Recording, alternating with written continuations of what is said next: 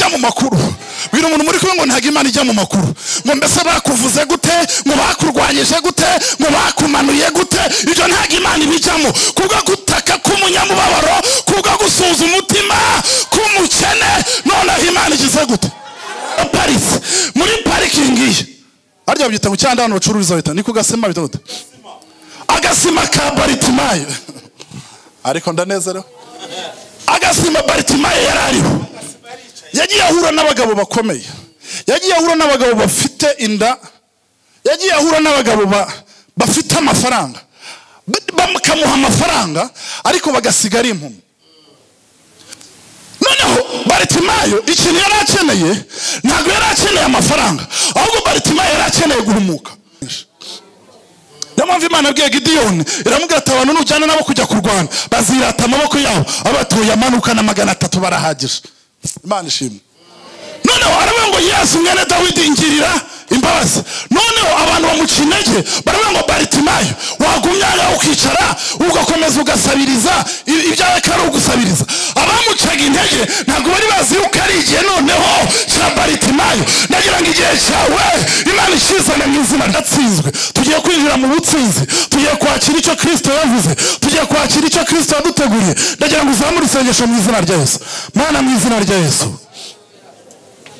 Bella kisa na bonde na forima na gloria. Eza la fire banda na kati. Briza na bonde la groza la forima na brasse. Eriza la gloria de briza la fire. Ndagira ngo usenge mu izina rya Yesu. Ndagira ngo usenge mu izina rya Yesu. Irembo ryera TV. Irembo ryera TV. Bwe habiri. Irya mbere no kwizera Yesu Kristo. Ibyo byo ntago tuzigera tubyicuza yuko twamwakiriye. Cya kabiri kuza mu nzu y'Imana nta muntu n'umwe wakwicuza ko yaje mu nzu y'Imana. Ndagira ngo dukomere Imana amashyi menshi cyane mu izina rya Yesu. Ndagira ngo tuzamure ibiganza dusuhuzanye mu izina rya Yesu. Nashimye Imana kubona abakozi b'Imana batandukanye twagiye tubana hano mu bihe bitandukanye byo gusenga, byo kubana n'Imana, kandi bakaba bagikomeje kuba imbere y'Imana no kuyikorera bagifite umuhati wo kuba imbere y'Imana. Ndagira ngo nabo tubashimire dukomere Imana amashyi menshi. Ndabiza amasaha yagiye mu nda byatangiye kumera ukundi, ariko mwihangana umwanya mfite utari munini kuko ndahita ngenda arahandi ndi bukomereze ivuga butumwa. Rero munyemera umwanya mfite hano tuze kubanamo neza mu izina rya Yesu. Nshimye Imana rero kubw'imirimo mwakoze Imana ibakoresheje. Nageze hano numva ndanezerewe, mbonye ukuntu hasa mwateguye neza, mbona imishinga mufite hariya ya miliyari. Bwira umuntu muri kumwe ngo umuntu nakora umushinga wa miliyari uzamwubahe. Hari imishinga umuntu ageramo, burya ijambo ryitwa miliyari niwumva umuntu yarigezemo uzamwubahe. Kera abakire bo hambere bajyaga bageza miliyari, agatumira abandi bagabo b'inshuti ze bagaserebura yuko yageze miliyari. Umuntu natunga miliyoni imwe zikaba 10 zikaba 100 zikaba miliyari, uwo muntu nuwo kubaho. Rero namwe nimwubahwe mu izina rya Yesu. Guterura umushinga wa miliyari na miliyoni 300 nimba nibuka neza. Rero Imana izabashoboze mu izina rya Yesu. Kimwe mu bintu nabonye mu myaka maze itari nyinshi mbana n'Imana, nabonye Imana itagikorana n'abantu badatekereza mu buryo bwagutse. Kuko gutekereza no ukwanyu, ariko gukora no ukw'Imana. Turi kumwe? Ntabwo Imana izaza kugutekerereza, izaguha uburenganzira bwo gutekereza, ahubwo Imana iza gukoresha ibitekerezo wagize.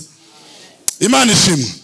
Iyo Abisirayeli baza gutekereza yuko bazava muri Egiputa ariko nibatera intambwe yo kuvayo, n'ubu ngubu bakiri kubumba amatafari muri Egiputa, ariko babivanye mu bitekerezo babishyira mu bikorwa, barangije barahaguruka, Imana irangije irabashyigikira. Ndagira ngo mbwire umuntu muri kumwe uw'iburyo n'ibumoso, umubwira ngo tekereza ibihambaye, Imana nizabishyira mu bikorwa mu izina rya Yesu. Kurota ni ubuntu, ariko Imana nisohoza ibyo twarose. Lela farima la grace. Uwitwa Martin Luther ni umugabo umwe wanditse amateka ku isi. Yimwe yigeze kuvuga disikuru yamamaye ku isi hose mu mwaka wa 60. Aravuga ngo I have a dream, mfite inzozi yuko igihe kizagera abanyamerika b'abirabura n'abazungu bakazashyingirana, bakazabana, abirabura bakazategeka. Icyo gihe byari bihe bikomeye. Arangije agira izo nzozi, Imana iza gushyigikira izo nzozi. Ndagira ngo Imana ishyigikire inzozi zawe mu izina rya Yesu. Amen. Ntago ndi bubatindire n'ukuri pe. Imana ishimwe. Wamubwiye umuntu muri ko kurota ari ubuntu. Uzarote nushaka uzarote wabaye na ministre w'intebe. Uzarote kuko Imana nibishyira mu nzozi. Ni isohoza ibyo turota. Imana ishimwe. Rero nshimiye mwarimu Cyprien kuko kuntumira mu bavuga butumwa benshi aziranye nabo muri iki gihugu no hanze yacyo, agafata telefone akampamagara ngo nzaze Kacyiru. Ndagira ngo tumukomera amashyi n'umuntu w'umugabo. Nago biba byoroshye kugira umuntu aguha agatuti aze aguha umwanya uhagarara imbere y'ubwoko bw'Imana, aba ari ikintu gikomeye cyane. Umugabo umwe witwa Billy Graham, umwe mu bantu bagize ivuga butumwa rikomeye mu kinyejana cya 20. Baramubajije abanyamakuru ari mu myaka 103 gutyo yenda kwitaba Imana. Baramubaza ngo niki kintu wasaba Imana iguhaye amahirwe kugira ngo uyisabe ikintu kimwe nibura. Arabanga ikintu nasaba Imana nuko yakongera ikanyemera guhagarara ku gatuti. Imana ishimwe. Rero Cyprien wakoze cyane kubwo kunyemera guhagarara imbere ubwoko bw'Imana. Niby'agaciro gakomeye. Nishimye kubona umukozi w'Imana Simba kandi yatuganirije neza ijambo ry'Imana. N'abandi bakozi b'Imana, Imana ibaha umugisha. Rero natinze muri protokole, ndagira ngo dusome ijambo Imana kiza ku mutima wanjye. Dusome Mariko ibice bya 10 umurongo wa 46. Mariko 10 umurongo wa 46. Kandi nasabye Imana kugira ngo mu mwanya w'iri jambo Imana ize gukora imirimo n'ibitangaza mu mwanya w'iri jambo. Indwara zize gukira, abafite ibyifuzo Imana ibisubiza. Kuko biravuga ngo yohereza ijambo gusa ngo yarangiza ngo igakiza. Ndagira ngo muri uyu mwanya w'ijambo turi bumare Imana ize gukora ibiruta ibyo watekereza, kandi Imana ize kukugeza aho utatekereza ko wagera. Inzugi zari zikinze zose ku buzima bwawe Imana izikingure mu izina rya Yesu. Aho utabasha kwinjirira Imana igende ikumange yinjireyo. Aho utabasha kwivuganira Imana igende ikuvuganire mu izina rya Yesu. Ugize nabanza haguruka tere haleluya. Tera solo briza la mazi. Mariko 10:46 waranditse ngo nuko bagera i Yeriko. Akivuye Yeriko n'abigisha be n'abantu benshi, asanga umwana wa Timayo witwa Baritimayo, umusezi w'impumyi, yicaye iruhande rw'inzira. Yumvise yuko Yesu w'i Nazareti ari uje, ahera karataka cyane ati, Yesu mwene Dawidi mbabarira. Abantu benshi baramucyaha ngo ahore, ariko arushaho gutaka ati, mwene Dawidi mbabarira. Yesu arahagarara arababwira ati, nimumuhamagare. Bahamagara impumyi, barayibwira bati, humura, haguruka, araguhamagara. Nayo ita umwenda wayo, aho hanze kwacu uturongo tubiri, ita umwenda wayo irabaduka yegera Yesu. Yesu arayibaza ati, urashaka ko nkugirirane? Iyo mpumyi iramusubiza iti, mwigisha, ndashaka guhumuka. Yesu arayibwira ati, igendere, kwizera kwawe kuragukijije. Uwo mwanya arahumuka, amukurikira mu nzira. Amen. Tuvuge twese ngo amen. Tuvuge ngo cyane amen. Itorero ryacu ni ry'aba Pentecote, ni ry'abanyamwuka. N'uwaba yadusuye yihangana agendere muri ritime yacu kuko turabanyamwuka. Murabizi ko umwuka z'ikintu cya mbere cyabayeho habaye akavuyo. Umunsi wa mbere umwuka amanuka habaye akavuyo. Simwabisomye mu byakozwe n'umwa 3 ngo bumvisha abantu ngo hari umuriri mwinshi cyane, ngo bumva bimeze nk'urusaku. Ababarebaga ngo babona ameze nk'abasinze. Barangije babatisa ni gute umuntu yasinda mu gitondo, bazirayemo. Ariko ngo Petero yuzuye umwuka wera. Tuvuge ngo haleluya. Nimutanyikiriza ndajya mu gihande cy'abari kunyikiriza. Petero yuzuye umwuka wera aravuga ngo nuko rero uwo Yesu Kristo mwishe mukamubamba, agapfa, akazuka, akaba ari iburyo bw'Imana, ni ukoze ibingiri mureba. Ndagira ngo Yesu akwigaragarize mu izina rya Yesu. Byakira utera haleluya. Dusomye amagambo y'Imana ubwo mwarimu yantumiraga ngo nze, natekereje amagambo twaganira, ariko numvira ijambo niryo ribaye rinini muri njyewe. Numva n'iry'Imana impaye kugira ngo tuganire ku mugabo witwa Baritimayo.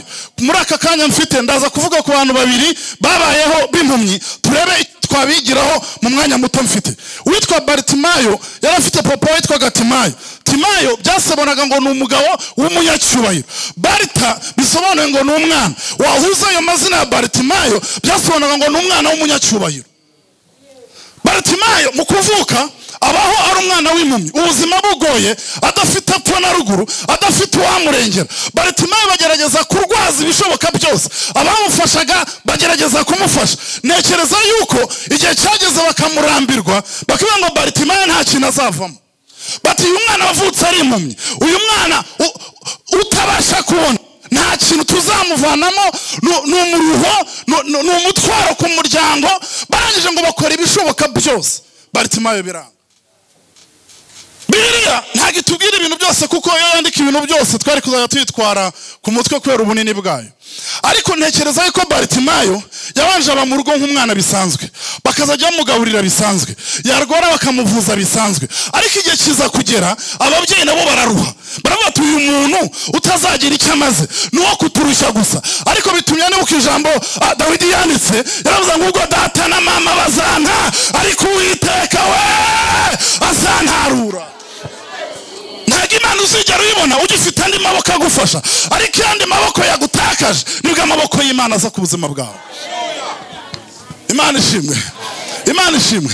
Iyo ugifite onkre ngo wize ngo muri Amerika, ngo ugifite akantu wagurisha kakagufasha, aho ngaho ntabwo ushobora kubona Imana. Ariko iyo ugeze ku rwego ufashwa n'indirimbo y'121 ivuga ngo nduhurira amaso yanjye ku misozi, gutabarwa kwanjye kwava he, icyo gihe nibwo ubona Imana. Imana ishimwe. Umuririmbyi aravuga ngo yararimbye aravuga ngo na nyuma ya zero Imana igira gute, irakora. Ntabwo Imana itegereza yuko haba bigishoboka, ntabwo Imana irwaza, n'uwapfuye iramuzura. Imana ishimwe. Kandi ikintu nakundiye Imana, iyo umuntu agiye kwa muganga baramubaza ngo wafashwe ute, bimeze bite, kizamuka gute, wumva kikurira hehe, umuriro wumva. Ntabwo rero Imana ije gutabara, ntabwo ijya mu makuru, oya. Ntabwo Imana ijya mu makuru. Biri umuntu muri kumwe ngo ntabwo Imana ijya mu makuru, ngo mbese bakuvuze gute, ngo bakurwanyije gute, ngo bakumanuye gute. Ibyo ntabwo Imana ibijyamo. Kubwo gutaka k'umunyamubabaro, kubwo gusuza umutima k'umukene, noneho Imana igize gute.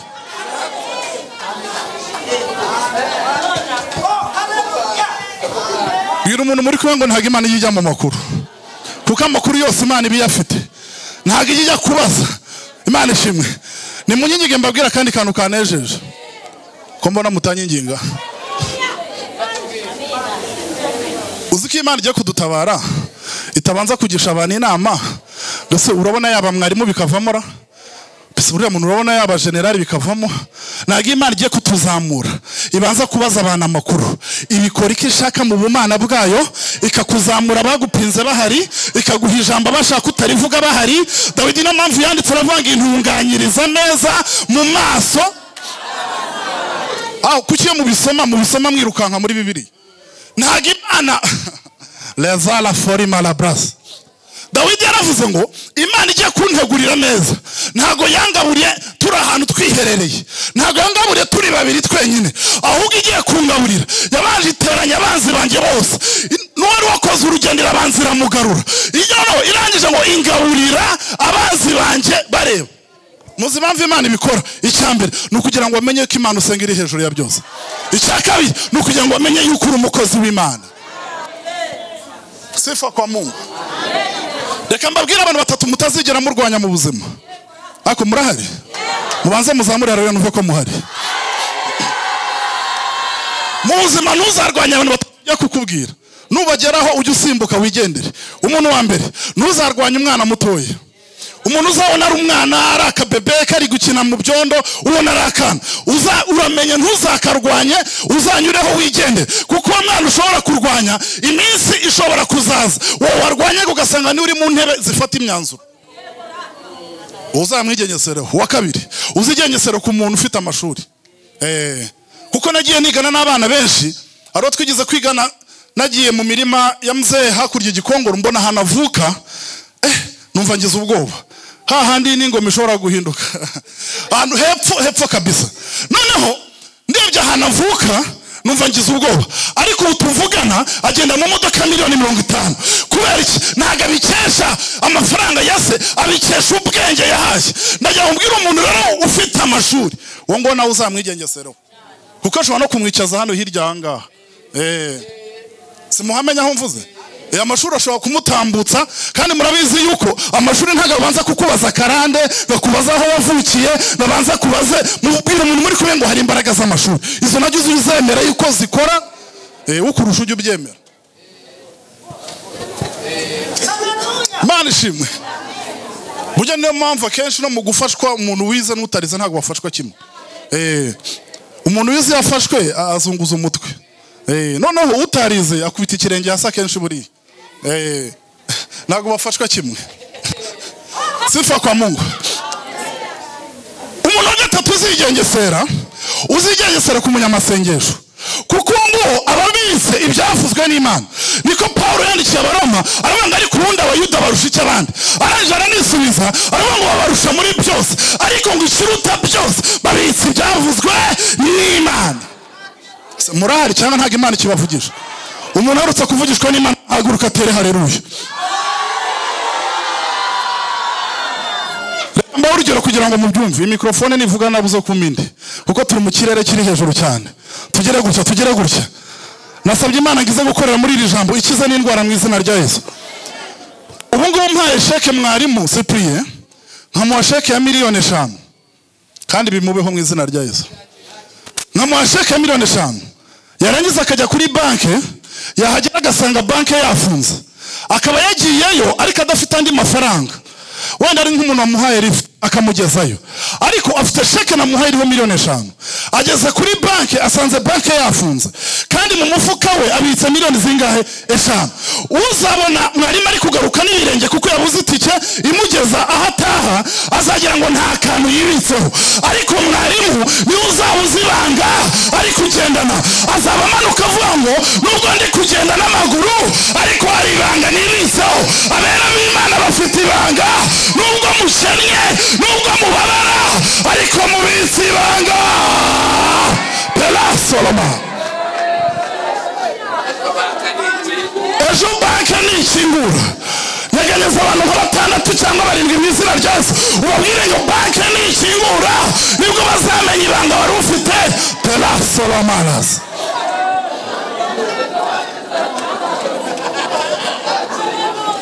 Mubwira ngo banke nikingura nibwo bazamenya yuko mwarimu hari ibanga yari afite, nibwo bazamenya yuko hari urwandiko yagendanaga, nibwo bazamenya icyo yari yibitseho.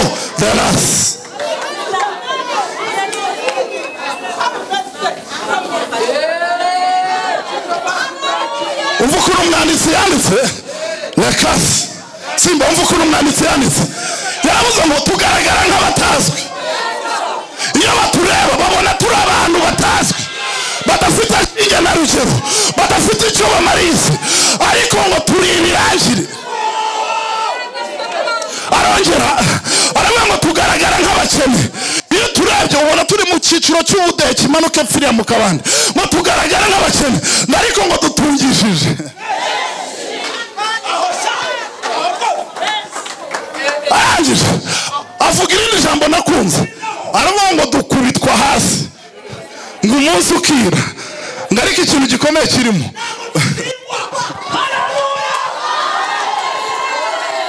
Dukubitwa hasi, murumva ko gukubitwa hasi birimo, guhondagurwa byo birimo. Ngo dukubitwa hasi umunsi ukira, bakidukubita hasi, ngo ariko ngo ntitujya ducogora. Asobanura hati impamvu, aravuga ngo nuko twiringiye Imana ishobora byose. Imana arimo arancokoza. Bitumye nibuka umugabo wigeze kugira iyerekwa, abwira umuntu muri kwe ngo hari abantu bagiye bagira iyerekwa. Umugabo umwe yigeze kugira iyerekwa numva riramfashije. Yaravuze ngo Yesu ngo ni qualifié dans tous les métiers. Aravuga ngo mu mateka ngo ni alpha na omega. Aravuga ngo muri shimi ngo yahinduye amazi kuba divayi, ngo muri technology ngo yagendeye hejuru y'amazi, ngo muri medicine ngo ntago yategereje abarwaye, ngo ahubwo n'abapfuye yarabazuye. Ndagira ngo haguruke utere haleluya. Ndagira ngo mbabwire umugabo twiteye ni umugabo ukomeye. Uyu mugabo uyu mugabo twizeye, umugabo uhuza abakira n'abakene bose bakicara hamwe, bose bagatera intera imwe. Dala Solo Farima. Umunyarwanda rimwe yagize kuvanga amaboko atareshya ntagira gute, ariko kwa Yesu nasanze aramukanya atareshya. Bwira umuntu muri kwango umugabo ari hejuru. Umugabo uriza umukira akarira akajya mu mwuka akarira, n'umukene wabuze ibyo ararira nawe akarira. Tera haleluya. umwanditsi aravuze ngo ijwi ryayo ngo rikokora ishyamba, ngo ryahinze ngo rikaramburuza impara. Yohana ari ku kirwa cy'Ipatimo yaramweretswe. Twebwe rero iyo tumuvuga tutaranamubonyeho nibura. Rimwe nigeze kubwiriza nyiri muri segonderi, umukobwa umwe araza arambwira ati fe, ati njya ndeba ukuntu ubwiriza ukatwemeza ibintu biri mu byanditswe ukagira ngo wigize ubana na Yesu. Nimureba simba ibyo yatubwiye wagira ngo yabaye i Yerusalemu, amanuka i Yudaya, azamuka i Tiberiya, hose wagira ngo yarahabaye. Noneho nimurebe Yohana wishuriwe akamubona. Noneho nimunyigige mbibabwira, Yohana igice kimwe mu byahishwe yaravuze ngo nuko rero njyewe Yohana mwene so dusangiye amakuba n'ibyago n'ubwami bibonekera muri Kristo Yesu. Aravuga ngo njyewe Yohana ngicyo gihe ngo nari ku kirwa cy'Ipatimo bampora guhamya Kristo, nuko banjugunya aho hantu ku kirwa cy'Ipatimo. Ni mu majyaruguru ya Maroc, mu majyepfo ya Espagne, aho niho hari ikirwa cy'Ipatimo. Yohana baramujyanye bamujugunyayo. Hari imfasha tuzagombaga kumwica. Urwa mbere yagombaga kwicwa n'imbeho yabagayo, kabiri yagombaga kwicwa n'inyamaswa z'inkazi zabagayo, gatatu yagombaga kwicwa n'irungu naryo rikamwica. Baramuterera bamujugunyayo. Agezeyo Imana ishimwe. Nimwumve ikintu kinejeje, umwuka w'Imana ntugira gitangira. Umwuka w'Imana ukora hose. Turi muri bisi urakora, turi mu rugo urakora, uri ku kazi urakora, uri gucuruza urakora. Bwira umuntu muri kumwe ngo umwuka w'Imana ukorera ahantu hose.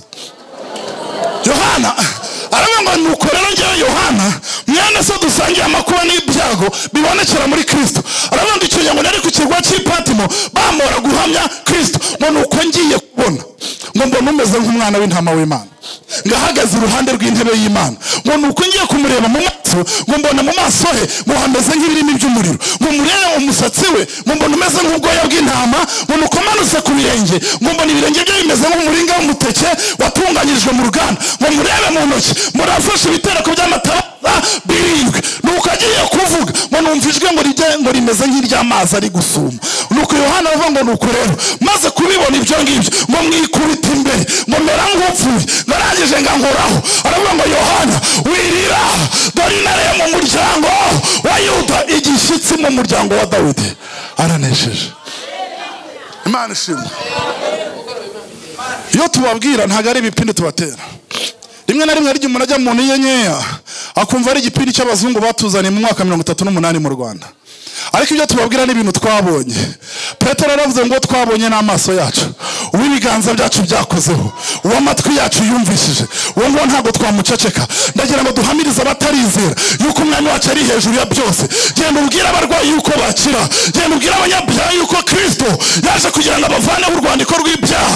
Nimugende mutangariza abantu ibyo mwabonye, ibyo mwumvishe, nimugende mubibwira abantu. Ubundi ubwo nibwo butumwa Yesu yahaye abigishwa be, yabwiye ngo nimugende mubivuge. Imana ishimwe. Baritimayo ngo yaragiye, yagezeho umuryango umaze kumuta, aravuga ati nta kundi reka njye kwicara iruhande rw'inzira, uzajyamo igiceri ajya kimwe, uzajya ajugunyamo ijana ajya rima, aranje ngagenda yicara iruhande rw'inzira. Abantu bakazajya bamuha, bamwe bamutuka, abandi bamuvugaho ijambo, abandi bumva yuko nta kintu kiza azavamo. Bamwe bavuga ati ariko ubundi wowe wapfuye bikarangira, Baritimayo kurusha iminsi wapfuye bikarangira. Ariko inkuru nziza ngufitiye, iyo abantu bagutakaje hari Kristo uzakagufata. Tuvuga ngo haleluya. Noneho nimwumve ikintu cyanejeje ndi gusoma zino nkuru za Baritimayo. Yesu ahantu yanyuze ahantu mu nzira Baritimayo arimo. Ibyago Baritimayo yari kugira nuko ujya gushakira ahantu Yesu atanyura, ariko amahirwe yagize y'ubuzima nuko ahantu ya Paris muri parking ye arya byita mu cyanda hano bacururiza bita niko gasema bita gute, agasima ka Baritimayo. Ariko ndanezero agasima Baritimayo yarariho, yagiye ahura n'abagabo bakomeye, yagiye ahura n'abagabo bafite inda, yagiye ahura n'abagabo bafite amafaranga, bakamuha amafaranga ariko bagasigara impumyi. Noneho Baritimayo ikintu yari akeneye ntabwo yari akeneye amafaranga, ahubwo Baritimayo yari akeneye guhumuka. Umunyarwanda yavuze ngo kugira ngo uhe umuntu ifi uzamwigisha uko bayiroba ahubwo, kuko ushobora kuzajya uyimuha igihe kikazagera ukabihagarika ntuyimuhe, ariko numwigisha kuroba nubwo uzaba udahari azagenda yirobera ifi. Baritimayo bagiye bamuha amafaranga, noneho agira amahirwe agasima yari ariho kanyuraho umugabo w'abami, kanyuraho umwami w'abami, kanyuraho ugira ku kibazo ntagisige. Ikintu nkundira Yesu rero, Yesu yageze ku kibazo ntago akemura ikibazo gusa, ahubwo amanuka no mu mizi. Amanuka no mu mizi y'ikibazo. Mbwira umuntu muri kumwe umubwire ngo Yesu akemura ikibazo cyawe agihereye mu mizi yacyo. Simujya mutera agakora sikavuga ngo nadutabara azadutabara dutabaye, ntazadusubiza mu mibabaro yacu. Ndagira ngo ubutabazi bw'Imana buza ku buzima bwawe. Ndagira ngo amaboko yawe yakire mu izina rya Yesu. Birashoboka yuko washakaga nturonke, ariko muri uyu mugoroba mu izina rya Yesu ayo maboko yawe niyakire, ayo maboko yawe niyakire, ayo maso yawe narebe ibyiza, izo ntambwe zawe Imana nizagure. Ndagira ngo utange abantu utere haleluya.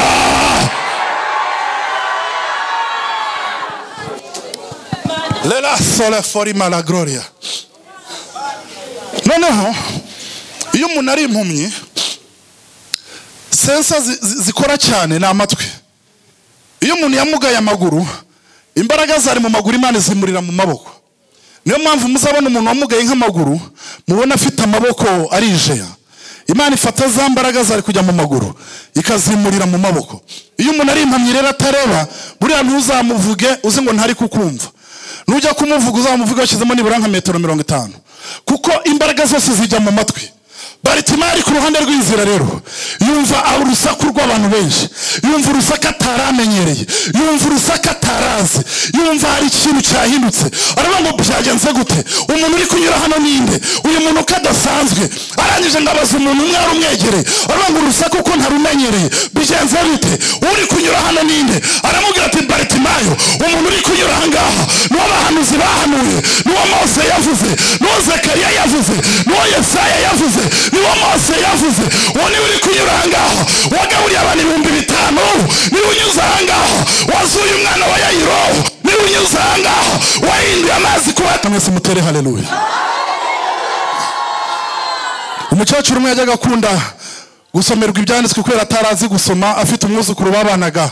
Noneho akazajya amusaba akamusomera buri munsi ijambo rya buri munsi. Noneho umwana ageraho acika intege ati se mukecuru ngo aramusomera buri munsi. Aramba ati ngiye kumushakira ijambo ndi bumusomere muri Bibiliya ku buryo ari burambirwe atazongera kumbwira ngo nongere kumusomera. Arangije amujyana muri Matayo muri bya bisekuru bya Yesu. Arabimanukura byose azingo nagera nko ku gisekuru cya 6, mukecuru araba yasinziriye ntazongere kumusomera. Ngamaze gusoza ngo mukecuru ngo aruzuzwa, araba ati nabagaho ntazi umuryango wa Yesu koko, naza abavandimwe be, naza bamubyaye. Araba ati ahubwo usomera uyu murongo tera haleluya. Ijambo ry'Imana riraryoha. Neno la Mungu ni utamu. Ijambo ry'Imana n'ubuzima. Ijambo ry'Imana ryafasha abana b'indaya b'abakobwa, rirangije rihindura ubuzima bwabo. Rifata ibisambo byirirwaga bitera Gatarina, ijambo rirabahindura. Rifata umuntu warishwe n'urumogi. Rero impamvu agakiza abantu bajya bagatesha agaciro nuko mutarakavamo, ariko nimuzanakavemo. Buri ukavuyemo ari rwamenye icyo kari kakumari. Merutse guhura n'umuntu wari umukozi w'Imana ukomeye yarakavuyemo. Ndeba ukuntu asa, ndavuga nti reka mbabwire agakiza kanahisha byinshi. Uramureba ukagira ngo ni impunzi ivuye. Biri umuntu muri kumwe agakiza karaduhishira. Baritimayo akimara kumenya yuko umuntu ugiye kunyura aho ngaho atandukanye n'abajyaga bahanyura bazanye imifuka birayi bagiye gucuruza, yuko atandukanye n'abahanyuraga bazanye indagara bazivanye ku nyanja y'i Galilaya. Amaze kumenya yuko uwo mugabo uhanyuze ari umugabo Mose yakubise igitare kandi ari we kikavamo amazi, amenya yuko uwo muntu ugiye kunyura aho ngaho mbere na mbere hariho jambo, kandi jambo ngo yahoranye n'Imana, kandi uwo jambo yari iki? Yari Imana. Aravuga ati mva birahagije. Noneho ikintu wakundiye Baritimayo yahise yihuza n'amateka ya Yesu Kristo, yihuza n'ubuhanuzi bwari bwaravuzwe kuri Yesu. Baritimayo yahamagara Yesu, ntabwo yahamagaye Kristo, muza kubisoma. Ntabwo yahamagaye Yesu Kristo, ahubwo yaravuze ngo mwene Dawidi. Muzi impamvu yavuze ngo mwene Dawidi? Byari kugira ngo yihuza n'ubuhanuzi buri muri Kristo ubwavuze Yesu Kristo. Aravuga ngo Yesu Kristo mwene Dawidi, bisobanuye ngo ni intare mu muryango wa Yuda, akaba igishyitsi mu muryango wa Dawidi. Yihuza n'ibyavuzwe kuri Kristo. Arangije arasakuza avuga ati Yesu mwene Dawidi nyiririmo. Noneho ni mwumva ikintu gitangaje. Buriya twabuze abantu badufasha, ariko tugira abantu baduca intege. abagufasha baba bake ariko abagucineye baba benshi. Ariko ikintu nkundira Imana nuko Imana itagikenera amaboko menshi, ahubwo Imana ishobora gukoresha umuntu umwe gusa agakora ha benshi. Niyo mpamvu Imana yabwiye Gideyoni iramubwira ati abantu nujyana nabo kujya kurwana bazirata amaboko yabo, abatuye amanuka na 300 barahagije. Imana ishimwe. Noneho aravuga ngo Yesu mwene Dawidi ingirira imbabazi. Noneho abantu bamucinege baravuga ngo Baritimayo wagumyaga ukicara ugakomeza ugasabiriza ibyawe kari ugusabiriza. Abamucaga intege ntabwo bari bazi yuko ari igihe noneho cya Baritimayo. Ndagira ngo igihe cyawe Imana ishizane mu izina rya Yesu. Arangije aravuga ati mwanci intege mutazinca ndakomeza muhamagare. Singiye wamubwiye ngo anyure ku iseta yanjye, niwe wahinyujije, ntawe nahamagaye. Ubu noneho ntago ndi gusaba amafaranga kuko unyuza ahangaha araruta amafaranga. Bitumye nibuka ijambo Petero yavuze cyagiye bakiza cya kirema. Yarabikibwiye ati ifeza n'izahabu ntacyo dufite, ariko hari icyo dufite isi itabona. Icyo dufite turakiguha mu izina rya Yesu Kristo. Haguruka ugende. Ndagira ngo uyu munsi ubu munsi w'amateka ku buzima bwawe. N'uwo mwanya baguca intege ahubwo ufokasinge ku cyo ushaka. Umunyarwanda yaravuze ngo uzi icyo ashaka yihanganira ibimutokoza.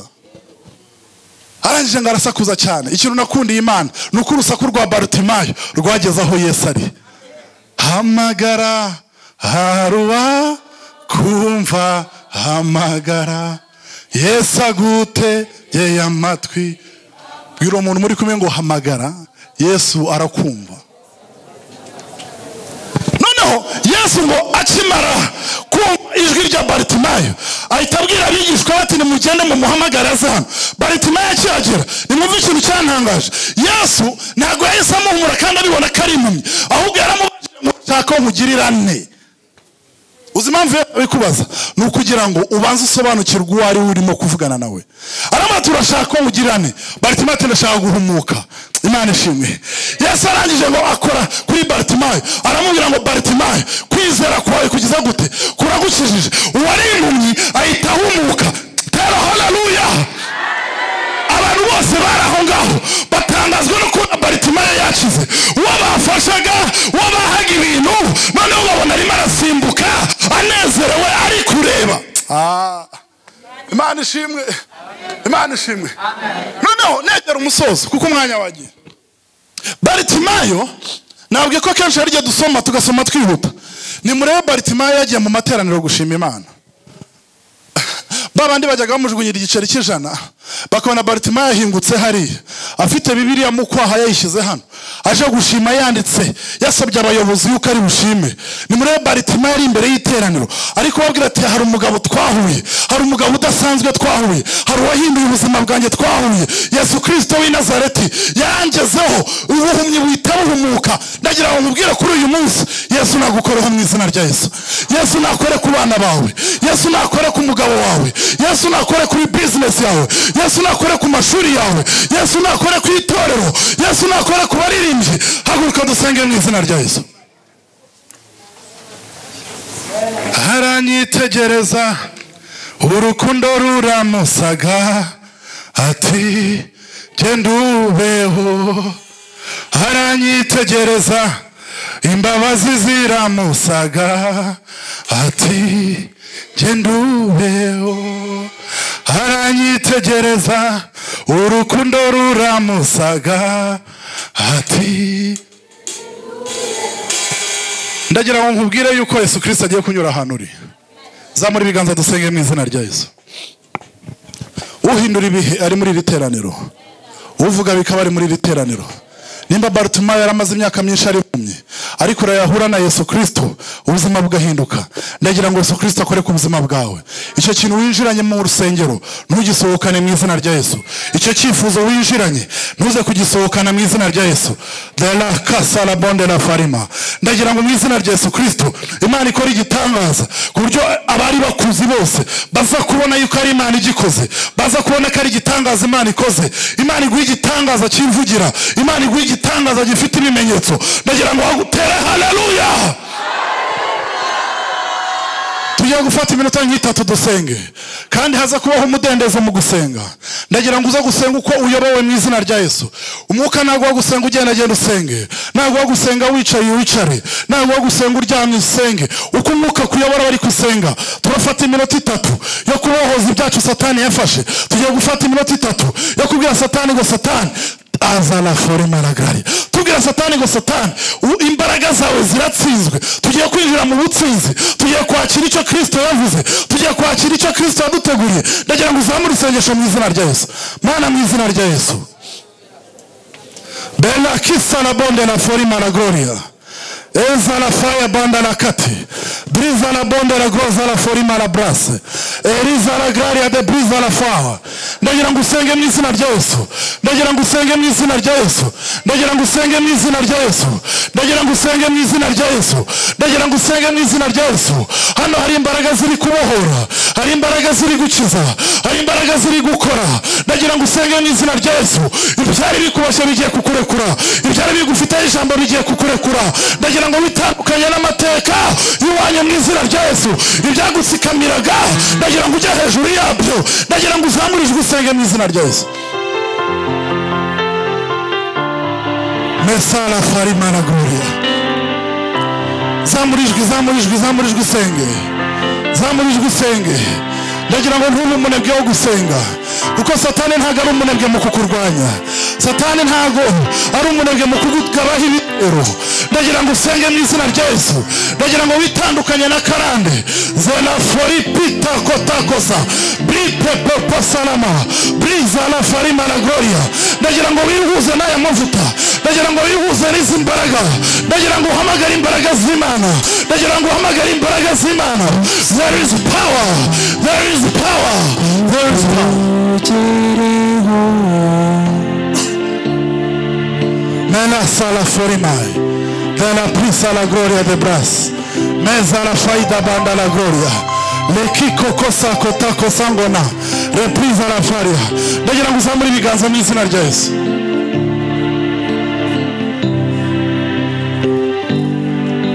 Zamura ibiganza. Wowe waje imbere n'umugabo uri hejuru y'abandi bagabo. Wowe waje imbere n'umugabo uvuga ijambo rimwe bigakomera. Wowe waje imbere ahindura ubuzima. Wowe waje imbere de la casa la presa la bonde la floria descense le monde la gloria. Wowe waje imbere akiza indwara zose. Descense le faria de graria pipe que sala faya descense le monde la gloria. Zamura ibiganza dusenge.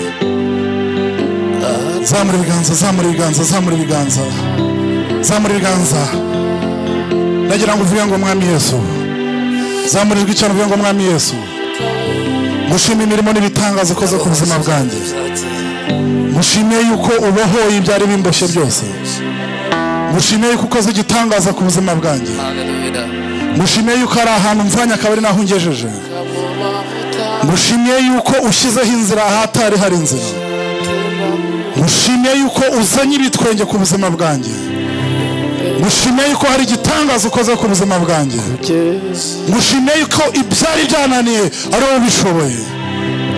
Mushimye yuko amaboko yanjye uhaye gukomera.